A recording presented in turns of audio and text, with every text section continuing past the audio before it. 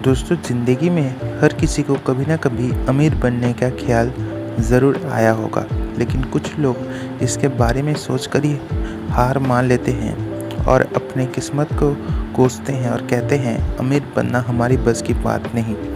पर दूसरी तरफ कुछ दूसरे भी ऐसे लोग हैं जो अमीरों के बारे में रिसर्च करते हैं, अमीरों के इन्वेस्ट के बारे में सर्च करते हैं कि कहाँ कहाँ इन्वेस्ट करते हैं, उनके पोर्टफोलियो डाइवर्सिफिकेशन के बारे में जानने की कोशिश करते हैं और अपने आप को फाइनेंशियल एडुकेट करते हैं, फाइनेंशियल लिटरेट करते हैं अपने आप को। और उसके बाद अमीरों की ओवरऑल कहूँ तो फाइनेंशियल सिस्टम के बारे में जानने की कोशिश करते हैं, सीखने की इच्छा को बरकरार रखते हैं और यही लोग आगे चलकर अमीर बन जाते हैं। क्योंकि दोस्तों, अमीर बनना एक सपना ही नहीं, हकीकत है। और इस वीडियो के अंत तक आपको ये पता भी चल जाएगा। अमीर बनने के लिए 3 चीज़ें चाहिए, जिसको मैंने ACE skills to become rich का नाम दिया है। और इसमें 3 चीज़ें आती है। सबसे पहला है हिम्मत, फिर आता है जज्बा और फिर आता है सीखने की इच्छा।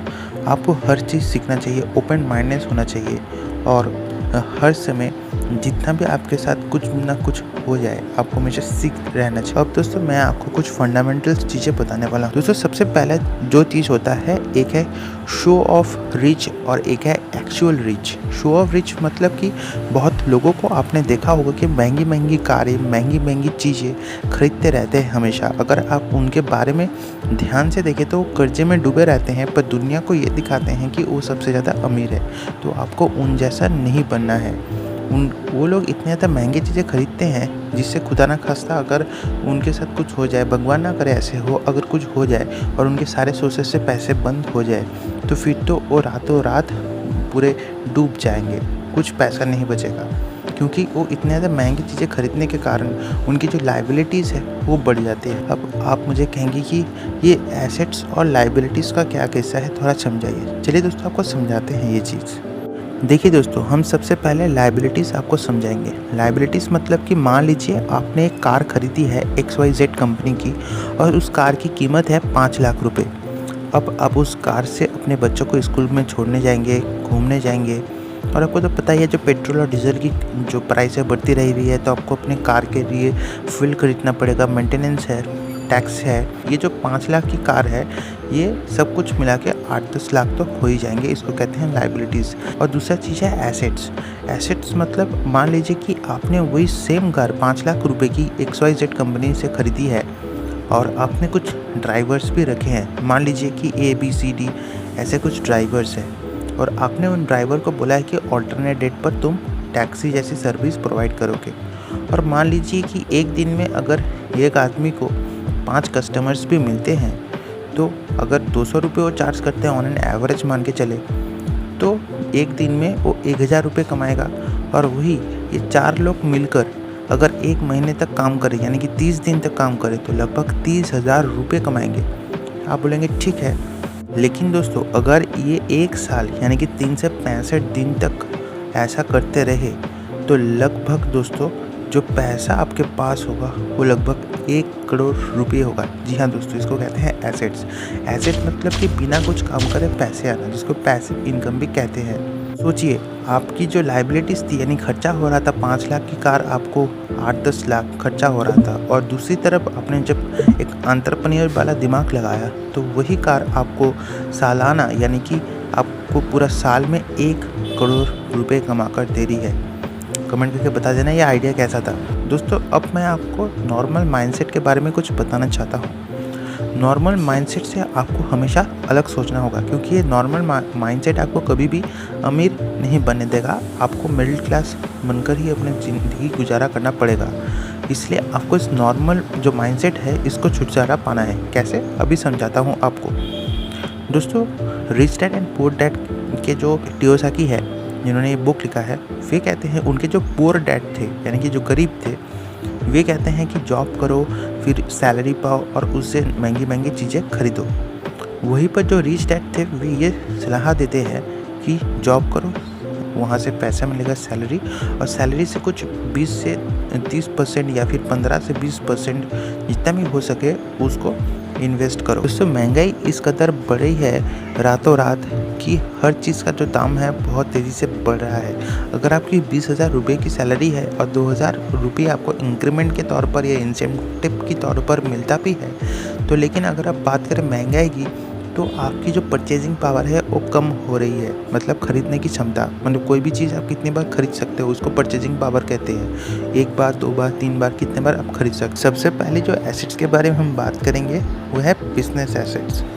बिजनेस से क्यों? क्योंकि बिजनेस से आपको अच्छी खासी इनकम भी मिलता है और आजकल तो टेक्नोलॉजी के ज़माने में अब कम पैसे में भी बहुत सारे बिजनेस शुरू कर सकते हैं। देखिए, छोटी सी शुरुआत करना बहुत ज़रूरी है। मान लीजिए कि आपकी एक सब्जी की दुकान है, ठीक है। एक एग्जांपल हम ले रहे हैं कि कोई सब्जी की दुकान जो चला रहा है वो कैसे बिजनेस शुरू कर सकता है।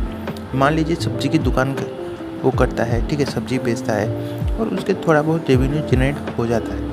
उस रेवेन्यू से अगर अब दूसरी जगह दुकान खोलता है, उसका ही एक सब पार्ट मान लीजिए, ठीक है, तो वहाँ से वो बहुत सारे और भी दूसरी जगह वहाँ से कैपिटल आने के बाद, अच्छा पैसा आने के बाद दूसरी जगह खोल सकता है। ऐसा कर करके जब उसके पास एक मेजर अमाउंट आ जाता है तो बहुत सारे जो प्रोसीजर्स के अंडर जाकर अंतर्गत होकर वो बहुत सारे जो IT टेक्नीशियंस है उनको ले आ सकता है, एक ऑफिस खोल सकता है और वहीं से एक ऐप शुरू कर सकता है, जैसे बिग बास्केट वगैरह। अब सेकेंड एसेट बताने के पहले मैं आपको कुछ ऐसी चीज़ बताने वाला हूँ जो कि बहुत ज़्यादा ज़रूरी है। आप वो है the 10x rule by Grant कार्डोनी।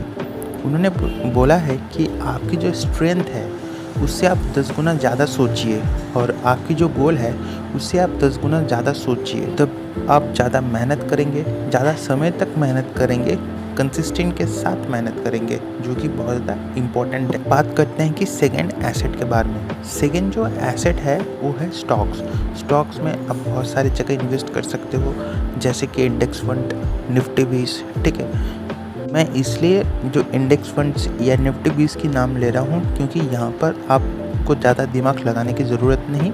आप लमसम या फिर SIP करके लमसम में हो सकता है, पर उसमें रिस्क ज़्यादा है। जैसे लमसम का हाई अमाउंट कोई भी इंडिविजुअल कंपनीज में अगर आप इन्वेस्ट करते हो तो हाई रिस्क और हाई रिटर्न का गेम होता है, लेकिन उससे हम दूर रहेंगे। SIP से शुरू करिए, जिसको सिस्टमेटिक इन्वेस्टमेंट प्लान भी कहते हैं, जिससे gradually on a longer run अमीर हो जाएंगे। तो पहले 2 बहुत इंपॉर्टेंट चीज़ मैं समझाने वाला हूँ आपको, सिस्टम और सिस्टम 2। ये क्या है, कैसे काम करता है, चलिए आपको समझाते हैं। मान लीजिए कि आप रहते हो कोलकाता में और आपका एक दोस्त है राहुल, और राहुल जो है वो दिल्ली से कोलकाता आ रहा है, उसका कुछ काम है और यहाँ से वो जाएगा मुंबई, और आपके वाइफ ने आपको कुछ लड्डू बना के दिए हैं। ये जो लड्डू है ये आपको अपने दोस्त राहुल को देने हैं। तो आप एयरपोर्ट पर गए हो, आपने राहुल से प्लेन से जो चेक इन करने से पहले उसको पूछ लिया था कि तुमने क्या स्पेक्टिकल्स पहने हैं, तुमने कौन से कलर के कपड़े पहने हैं। आपने ऐसा पूछा था जिससे कि आपको ये पता लग जाए कि जो एयरपोर्ट पर इतनी सारी भीड़ के अंदर भी आप अपने दोस्त को इजीली फिल्टर आउट कर सके कि कौन से कलर के शूज़, कौन से कलर के जूते, कौन से कलर के पैंट, कौन से कलर के टोपी पहने हैं कि नहीं। सबसे पहला चीज़ आता है कि 2 सिस्टम दिमाग के। एक जो सिस्टम है दिमाग के वो है ऑटो पायलट मोड, और दूसरा आता है कि दिमाग जिसमें ज़्यादा खर्चा करना पड़ता है। ऑटो पायलट मोड सब कुछ ऑटोमेटिक हो जाता है, जैसे रास्ते जब पार करते हैं, रोड क्रॉस करते हैं, तो आप देखते हैं कि गाड़ी अगर जोर से आ रही है तो आप थोड़ा रुक जाते हैं, गाड़ी चले जाने के बाद आप चले जाते हैं। इसको ऑटो पायलट मोड कहते हैं। लेकिन अमीर बनने के लिए आपको सिस्टम 2 की ज़रूरत है, वो कि अपने दिमाग को खर्च करना, अपने दिमाग को ये ढूंढने में लगाना कि प्रॉब्लम्स की क्या क्या सॉल्यूशंस हो सकते हैं। इस तरह अगर आप दिमाग चलाएंगे तो अमीर आप बन सकते हैं, क्योंकि अमीर बनना दिमाग का ही खेल है। अब आपको मैं 3rd नंबर एसेट्स के बारे में बताने वाला हूँ जो बहुत ही इम्पोर्टेंट है। 3rd एसेट है कि रेंट्स। अगर आप एक जगह पर रहते हो, अगर अपने उसी सेम घर में आप रेंट देना चाहते हो तो आप दे सकते हैं, या फिर किसी दूसरे जगह आपने कुछ प्रॉपर्टी खरीदी है तो वहाँ पर आप रेंट प्रोवाइड करना चाहते हो तो कर सकते हैं। आप बोलेंगे कितना पैसा आ सकता है, 10,000, 20,000, ये आपको इंटरेस्ट के ऊपर डिपेंड करता है, कितने लोग आते हैं, कौन से लोकेशंस पर है, वो भी बहुत ज़्यादा डिपेंड करती है। मान लीजिए कि आपने एक दूसरी जगह प्रॉपर्टी खरीदी, उसको रेंट पर दे दिया और वहाँ पर थोड़ा सर्विसिंग करके एक कंपनी का बोर्ड लगा। दूसरी जगह जहाँ पर प्रॉपर्टी खरीदा वहाँ पर आपने एक 5 स्टार होटल की तरफ सजवा दिया सब कुछ, और कम रेट में लोगों को दे रहे हैं। लोग आ रहे हैं और वहाँ से आपको पैसे मिल रहे हैं, क्योंकि जो एसेट्स होते हैं ना वो पैसिव इनकम जनरेट करते हैं। ऐसा कर कर आप मंथली अच्छे खासे पैसे कमा सकते हैं। अब आप इतने दूर आ ही गए हो वीडियो में, तब आप सीरियसली इंटरेस्ट हो अमीर बनने में। चलिए दोस्तों, आपको एक थ्योरी समझाता हूँ, बहुत ज़्यादा इम्पोर्टेंट थ्योरी है जिसका नाम है साइबरनेटिक्स। साइकोसाइबरनेटिक बुक्स जो कि डॉक्टर मैक्सवेल मैल्स ने लिखा था, उसमें जो मैल्स थे डॉक्टर, वो प्लास्टिक सर्जरी के डॉक्टर थे। वे कहते हैं कि लोग उनके पास आते थे, प्लास्टिक सर्जरी करवाते थे जिससे कि वो अच्छा दिखे, गुड लुकिंग हो सके, लेकिन उनके तो अंदर की जो वैल्यूज़ थे ना वो सेम थे, अंदर की जो माइंडसेट थी वो भी सेम थी। तो आपको ये नहीं करना है। वे कहते हैं हमें अपने जीवन में एक्शंस की ज़रूरत है और कुछ मशीन्स की ज़रूरत है, और इन दोनों चीज़ों से एक मैकेनिज़्म क्रिएट होता है। इस मैकेनिज़्म से हम कोई भी चीज़ इफ़ेक्टिवली कर सकते हैं, क्योंकि दोस्तों अमीर बनने के लिए आपको सिर्फ काम को करना ही नहीं है, काम को इफ़ेक्टिवली से करना है। आपको दूसरों से अलग सोचना है, तभी जाकर आप अमीर बन सकोगे। और वो है टाइम मैनेजमेंट की। ठीक है, चीज़ों को इफ़ेक्टिवली करना यानी कि टाइम को मैनेज करना। क्योंकि अमीर लोग अपना टाइम पास नहीं करते हैं, वे टीवी नहीं देखते हैं, वे इफ़ेक्टिवली काम को इस तरीके से करते हैं जो कि आगे जाकर उनको बहुत ज़्यादा हेल्प करेगा। तो आप भी ऐसा कुछ कर सकते हैं। The last but not the least, अब हम बात कर रहे हैं रियल एस्टेट एसेट के बारे में। रियल एस्टेट एक समय पर 10 से 12% रिटर्न प्रोवाइड करता था। प्रॉपर्टी दो टाइप का है, एक है आपका रेसिडेंशियल प्रॉपर्टी और दूसरा है कमर्शियल प्रॉपर्टी। जो कमर्शियल प्रॉपर्टी है ज़्यादातर जो बिजनेस पर्सनस है, बिजनेस के लिए ख़रीदते हैं, और जो रेसिडेंशियल है लोग अपने घर के लिए ख़रीदते हैं। लेकिन आप ये सोचिए कि प्रॉपर्टी का लोकेशन कौन सा है जो कि सबसे ज़्यादा मायने देता है। अब आपके दिमाग में ख्याल आया कि रियल एस्टेट से आप पैसे कैसे कमा सकते हैं। रियल एस्टेट में दो चीज़ होता है, एक है बिल्डर और एक है डीलर। जो बिल्डर होता है, जो बनाता है, इमारतें बनाता है, ठीक है, 10 मंजिला बिल्डिंग, 12 मंजिला बिल्डिंग, ऐसे वो बनाता है। इसके लिए काफ़ी पैसे की भी ज़रूरत पड़ती है। लेकिन जो डीलर है उसके पास कस्टमर्स है, और जिसके पास कस्टमर्स है उसके पास पैसे हैं, क्योंकि पैसे तो कस्टमर ही देता है। तो एक डील क्लोज़ करने में लगभग 1 से 4 महीने के अंदर एक डील क्लोज़ हो जाती है। उसके बाद उसको कुछ पैसे भी मिल जाते हैं और फिर उस बिल्डर को भी प्रॉफिट हो जाता है। क्योंकि अगर डीलर नहीं रहता तो कस्टमर नहीं आता, फिर तो बिल्डर क्या करता। इसलिए आप डीलर बन सकते हैं, पैसे कमा सकते हैं। बहुत सारे कंपनीज भी है आजकल जो ऐसा काम कर रही है। दोस्तों, उम्मीद है कि आपको ये वीडियो पसंद आया होगा। ये जो 4 एसेट्स मैंने बताए हैं उसके साथ साथ मैंने कुछ फंडामेंटल्स भी आपको बताए हैं जो कि अमीर बनने के लिए बहुत ज़रूरी है।